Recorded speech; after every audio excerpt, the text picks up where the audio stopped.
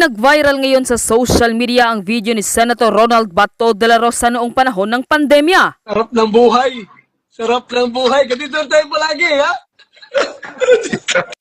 Napa-throwback tuloy ang mga netizens sa sinabing yan ni Senator Bato de la Rosa noong 2020. Naka-hybrid setup noon ng mga senador dahil sa COVID-19 pandemic. Yan din ang sistema na sinusulong ngayon ng mga kaalyado ni Senator Bato de la Rosa sa Senado. Payagang lumahok sa sesyon at bumoto ang mga senador online. Sa gitna yan sa napipintang impeachment trial ni Vice President Sara Duterte.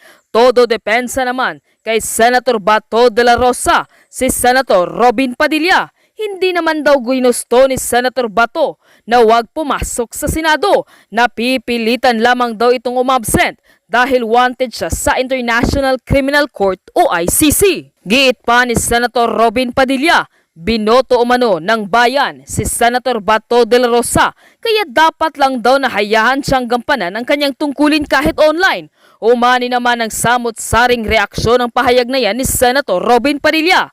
Ikaw, bilang Pilipino, ano ang magiging reaksyon mo sa sinabing niya ni Senator Robin Padilla? Mag-iwan ng komento sa baba. Ngunit bago yan, huwag kalimutang mag-like, share, subscribe at i-click na rin ang notification bell para lagi kayong updated sa mga susunod pa nating video. Maraming salamat! Pag-usapan naman natin ito, nagsalita na naman po si Senator Robin Padilla. At yun, siya ay, siya yata ang nagiging, ano na naman ngayon, usap-usapan mga Chris sa kanya mga idea. Ha? Ito yan mga Chris. Pakita ko sa inyo Dito siya. Nasaan na ba yan? Okay, dito. Okay. Para, alam mo naman, pinag-usapan ngayon ay yung kung kailan pwedeng payagan ng online voting. Diba? Yan yung kapag in case of emergency, national emergency, at may force majeure. O, sama na natin yung acts of God. Diba? Fortuitous event. Yan. So, nag-post ngayon ito, mga ka-clear. Si Senator Robin Padilla. Yan war, gera, digmaan sa gitnang silangan nagsiresulta ng terorismo sa iba't ibang parte ng mundo. Di pa niya particular na sinabi sa Pilipinas, terorismo sa iba't ibang parte ng mundo. Ang napipinto, wala pa, future to ang napipintong pagkadawit ng Pilipinas, di ba? Sa China-Taiwan conflict. Diba? Sinama pa niya dito El Nino. Hindi ba daw po ito force majeure? So makikita niyo mga kaklira, dito sa klase, sa klase ng mga usapan, mga usapan yan. Ako, nakikita ko na ipipilit nila.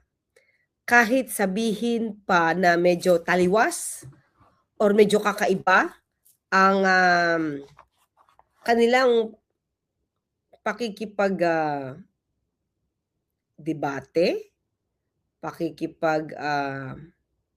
argumento patungkol dito para mapayagan yung online voting ng mga absent na senador, mga kaklir.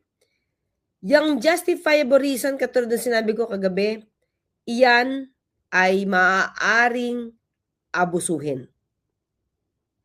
Sa mga pagkakataon nais nilang ilusot. Katulad nito. Sasabing, ang gera sa Middle East ay force majeure. Mga kapatid. Unang-una, yung naranasan nating global oil crisis ay dahil din talaga naman sa gulo sa Middle East. Pero, mga kapatid, hindi yan dahilan para sabihin natin na yung nangyayari sa Middle East, pwedeng tawaging fortuitous event or rather force majeure dito sa bansa. Kasi kapag ganyan na nangyari, mga clear, at meron tayo idideklara ng force majeure dito sa Pilipinas dahil sa gera sa Middle East, lahat na ng mga obligasyon ay pwedeng talikuran. Alam niyo ba yung effect niyan, mga clear? Sa batas po kasi, sa civil code, may mga pagkakataon na siyempre may mga kontrata. Yan, may kontrata. So, kapag hindi nakatupad yung isang party ng kanyang obligasyon, edi may kaso, di ba? May kaso. So, danyos yun. Civil case, walang kulong, pero danyos. Dahil hindi ka nakatupad. So, ang isa sa mga exception para hindi ka makasuhan ng danyos, kung ang obligasyon ay hindi mo nagawa dahil sa fortuitous event or force majeure. Okay? So, fortuitous event, acts of God, earthquake, super typhoon, yan, di ba? Na kumbaga, kaya nga pag may typhoon, minsan yung mga bata, walang pasok, di ba? So, hindi yan ginusto ng tao. Acts of God yan. Tidal wave, tsunami, yan. Pero, pagka naman sinabi natin force majeure, ito yung mga acts na beyond the control of man. Diba? War. Ito man, mga ka-clear, ay sabi natin gawa ng tao, ang war, pero hindi mo siya kayang kontrolin kung ikaw lang. Diba? Yan. Diba? Sige, hiramin natin ito. Yan na. Okay? Pakita ko fortuitous event.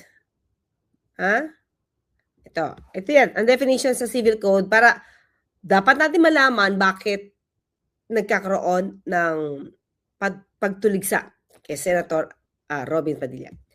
Except in cases expressly specified by the law or when it is otherwise declared by stipulation or when the nature of the obligation requires assumption of risk.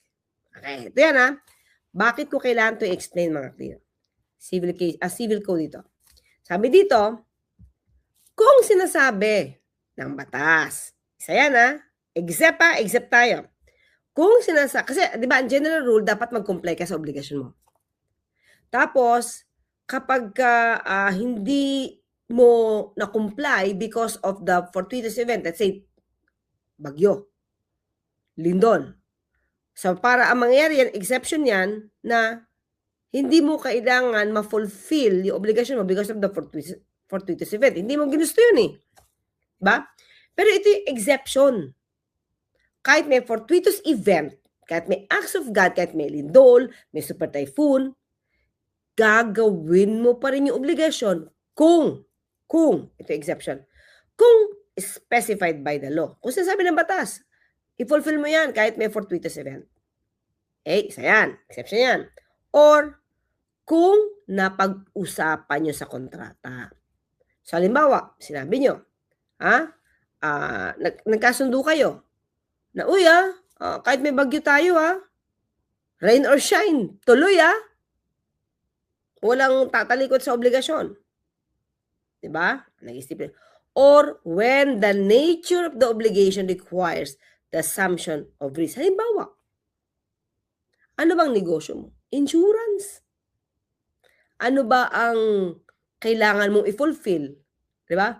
Na pagka nagkabagyo, at nasira yung aking kotse at meron car insurance to, ay bayaran mo. Kahit acts of God yan. Pero meron na ngayon mga kaklira, dahil sobrang nangyari sa Undoy parang meron ng additional yata na premium para pag acts of God. Pero yun yung mga negosyo na kumbaga ang negosyo nila talagang sumapo ng mga danyos dahil sa fortuitous event. Kumbaga, yun yung nature nila, ng negosyo nila, patungkol sa fortuitous event. Ayan, so, maliban sa kailangan na dahil sinasabi ng batas o napagkasunduan nyo or yung nature ng kanyang obligasyon ay to assume risk. Ayan, no person shall be responsible for those events which could not be foreseen. Di mo alam. Di mo alam na mangyayari. Or which, though foreseen, were inevitable. So, kahit nakita mo na, pero hindi mo siya makontrol. Gera. Ayan. Halimbawa, ito. Acts of God. Ayan na. Ito na naman. Nasaan tayo? Ayan. Acts of God. Earthquake, typhoon, volcanic eruptions, lightning strikes, and floods. Ang force majeure naman, war, riots, strikes, robbery with violence, or government-imposed lockdowns or orders like no COVID. Okay, mga ka-clear? So, halimbawa, ito robbery, actually robbery with violence din. Parang medyo doble to Robbery, halimbawa, obligasyon mong may gawin. Ito, yung ginawa mo, hindi mo na-deliver on time. Bakit? Ninakaw. Hindi mo kontrolado, hindi mo na control yun. Sinaksa ka pa, halimbawa, pero buhay ka. Pero ninakaw. Diba? Yun. Hindi ka pwedeng kasuhan ng danyos, pero siguro pwede mapag-usapan yan kasi hindi mo naman ginustong hindi mo ma-deliver. Diba? So, mga ka-clear, tingnan nyo to sabi ni Senator Robin doon tayo sa sinabi niya, di ba may force majeure na dapat, hindi ba force majeure yung giyera sa Middle East? Hindi ba force majeure? Dito sa Pilipinas syempre iba dun. Acts of God, acts of man yun. Force majeure yun doon sa kung saan yung may putukan. Sa Pilipinas, hindi. Diba? Kasi pag dineklara mong force majeure yun dito sa Pilipinas, yung gera kung saan-saan mang gera. So marami ang magja-justify na hindi sila magpo-fulfill ng kanilang obligasyon dahil may diniklarang force majeure. At diniklarang ang gera sa Middle East ay force majeure. Diba? Yung El Nino, mga kakli. So pag sobrang init, wala na magtatrabaho, lockdown tayo kasi mainit. O wala na magtatrabaho. Diba? Kahit El Nino dyan, mga ka-clear, yung Senado, may aircon yan Diba? So, dahil El Nino sa ibang lugar, let's say, Isabela. Doon na madalas tagtuyot, Isabela. So, pagka El Nino doon, hindi makapagtanim, so yung mga senador, pwede mag-online voting. Diba? Ganun ba yung gusto niya mangyari? Hindi naman apektado yung El Nino diyan sa Senado. Di ba? Unless wala ng tubig, walang kuryente. Mahirap talaga yun. Di ba? So, yan, pinakita ko sa inyo mga clear. Ito pa. Ano yung mga dapat para malaman may fortuitous event? Independent of human will. Or, kahit nga, alam mo, pwedeng kontrol ng tao, ikaw mismo, hindi mo kaya makontrol. War. Diba? Unforeseeability or inevitability. The event must be either impossible to foresee or impossible to avoid. Diba? Hindi mo magagawa ng paraan. Hindi mo kayang hadlangan kasi may nangyayaring war. Halimbawa, ganun impossible performance. The event must be such as to render it impossible for a debtor to fulfill his obligation in normal manner. Ito nga sasabi ko mga klik, kaya importante ma-define ano yung fortuitous event. Kasi pag sinabi mong yung war sa Middle East, fortuitous event yan as far as the Philippines is concerned, maraming hindi magkukomplain ng obligasyon. May force majeure. Diba? Pero dapat, anong requirement para masabi mo? Yung mga tao, yung debtor, yung may obligasyon, imposibleng i-perform. Diba? Imposible. Halimbawa, lockdown. Ito dati. Hindi mo madala yung food. Diba? Hindi mo madala yung food doon. Kasi lockdown, hindi ka makakapasok, sarado. Impossible to perform dapat. Tapos dapat walang negligence. Walang absence of negligence. Kung ikaw ay nakulong, Di naman siya fortuitous event. Di naman siya force majeure. Bakit? May kinakailangan kang gawin sa batas eh. May dapat kang panugutan. Di ba? So, ang pagtatago bilang pugante, hindi yan papasok dito sa fortuitous event or force majeure. Di ba? So, pakinggan natin ito mga kaklira.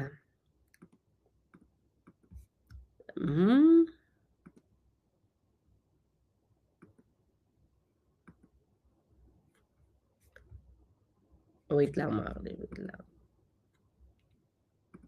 Saan na ba yun? Ito. Okay. Let's go. Na remote attendance ng mga senador. Pinalagan din ng minorya at ng ilang netizens ang katwiran ni Senador Robin Padilla sa pagsulong ng panukala. Narito ang agenda report ni Hanati. Tila batikos ang inabot ni Senator Robin Padilla online dahil sa isang Facebook post. Sabi kasi ni Padilla, hindi raw ba maituturing na force majeure ang gyera sa Middle East ngayon at ang posibilidad na madamay ang Pilipinas sa China-Taiwan conflict. Bunsod yan ang isinusulong ng ilan sa kasama niya sa mayorya na payagan ang remote voting para sa mga senador.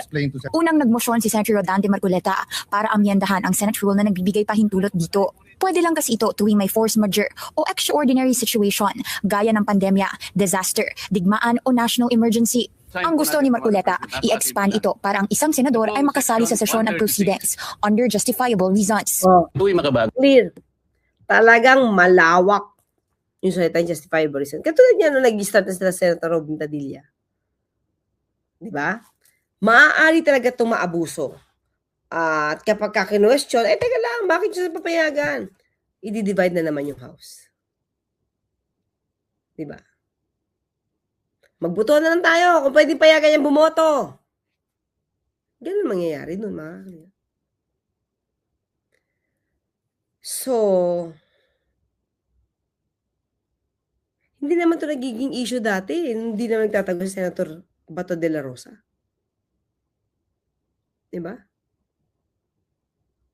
So, anong dahilan pa ang pwede maliban sa emergency at saka sa kumaga extraordinary talaga event, situation, condition at saka force majeure? Ano pa ang justifiable reason? Binigay ko sa inyo kahapon mga ka-clear na gina-justify ni Senator Alan Cayetano, yung pag-absent ni Senator Bato. So malamang kasama yan kasi ginastify niya na yung dati. So pag nakakulong, justified din. Hindi nga yan pinayagan dati kay Senator De Lima.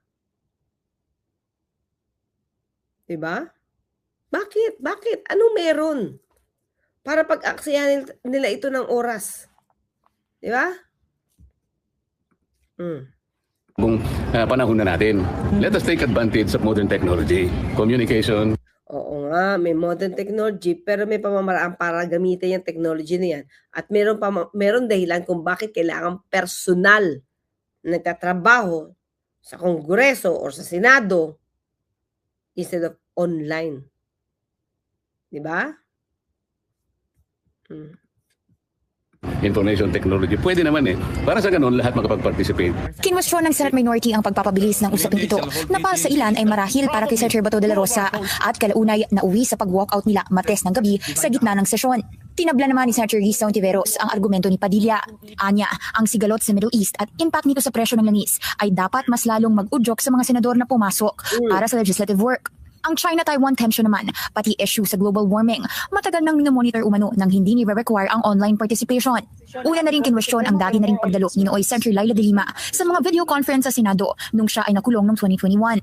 Giit ni Ontiveros, panahon kasi ito ng COVID-19 at nirespeto ni de Lima ang batas, kaya't hindi raw dapat magbigay daan ang Senado sa pribilehyo ng isang miyembro na tumatanggi namang sumunod sa legal na proseso. Buwelta naman ni Senator Kiko Pangilinan, simple lang ang usapan. Law-abiding daw ang ginawa ni De Lima sa gitna ng COVID-19 pandemic. Lawbreaker naman kung ituring ni Pangilinan si De La Rosa na nagtatago at tinakasan ng mga otoridad. Hindi raw dapat kinukonsinti ito at isa sa huling hirit ng senador, huwag magpaloko sa mga nagkukumpara ng langka sa durian. Hindi raw kayang lokohin ang taong bayan. Para sa agenda, Okay, mga clear? So, ito pa sinabi ni Senator Risa, ha? Para makita natin yung mga points nila. Ha? Yung point of view nila. Okay? Okay, Rizal Ontiveros rejects Robin Padillas force majeure claim. Ha? So, Senator Rizal Ontiveros on Thursday rejected Senator Robin Padillas' argument that the Middle East and Taiwan-China tensions as well as El Nino could be considered force majeure to justify online participation in Senate sessions. Ano ba naman yan? I mean, with all due respect, uy, meron pa siyang all due respect, hindi po yan ang force majeure. Diba? Hontiveros said in an interview on GMA,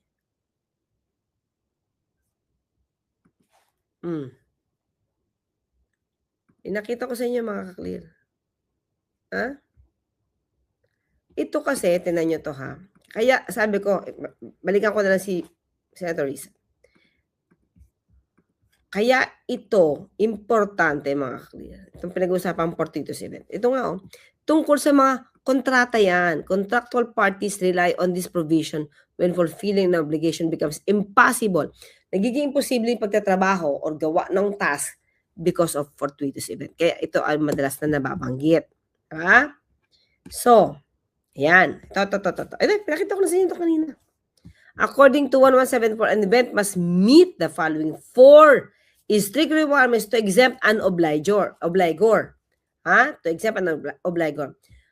Debtor yan, who is a person or entity contractually bound to fulfill an obligation. So yung obligor is a debtor. Siya may responsibilidad na mag-fulfill ng kanyang trabaho. So, mawawala lang yung danyos, no? Mawawala yung kanyang liability ng bayad ng danyos kung yan, may fortuitous event. At ano nga yun? May nangyari, yung cost ng breach, kung ba't hindi siya nakapunta, ay dahil sa may independent of human will. May kondisyon, may dahilan na hindi ito gawa ng tao. Hindi ito dependent sa kapangyarihan ng tao. Yan. Tapos yung event ay unforeseen or unavoidable. Di mo nakikita or hindi mo siya mapipigil. The event must render it impossible for the obligor to fulfill the obligation. Niya kayang gawin because of the situation or condition. And the obligor must be free from any participation. Paano kung nagtago ka? Ikaw yung nagtago. Tapos gagami, ikaw yung nagtago dahil ayaw mong pahuli, hindi ka na nga sumasunod sa batas, tapos yung gera sa Middle East, ang gagawin mo pang dahilan para makapag-participate ka online. Diba?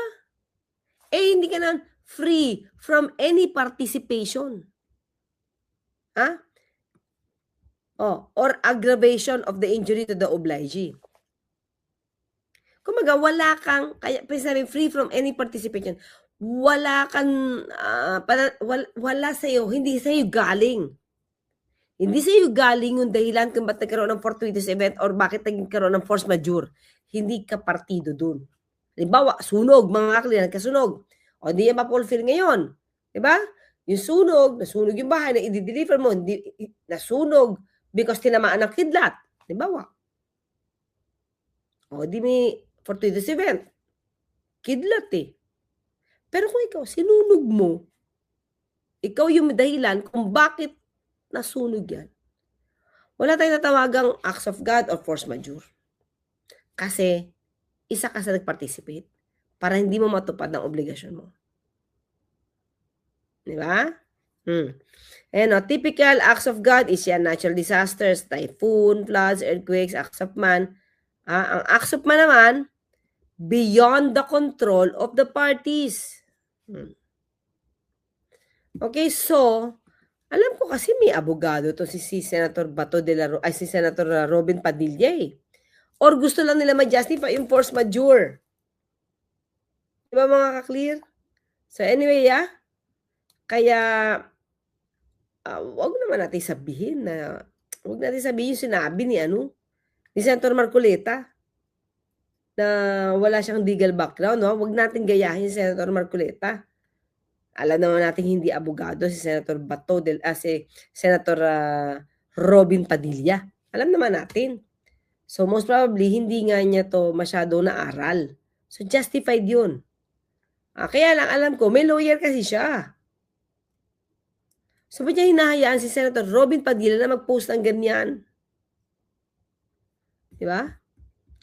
Anyway, mga kakli, yan lang ha. Ulitin natin ha, bakit daw, kailan daw dapat sana i-declare na force majeure or acts of God or fortuitous event o war, gera, digmaan sa gitnang silangan na nagre-resulta ng terorismo. Napipitong pagkadawit ng Pilipinas sa China-Taiwan conflict. At isama mo na ang El Nino. Talaga, para lang ma-justify. Mga kakli, para lang ma-justify. At gagawa sila ng dahilan. Diba? Okay, mga kakli, kaya medyo pinatigos na naman si Senator Robin Padilla. Okay, paano? Magkita maraming salamat. Mami Ida Basukat, Auntie Amitis Bayoba, Mami Trisel Martin, Mami Antonia Vicente, Mami Corazon, and Tony George Aquino. So, see you in a while. Bye-bye! Thank you mga clear, mga MIBs. Maraming salamat.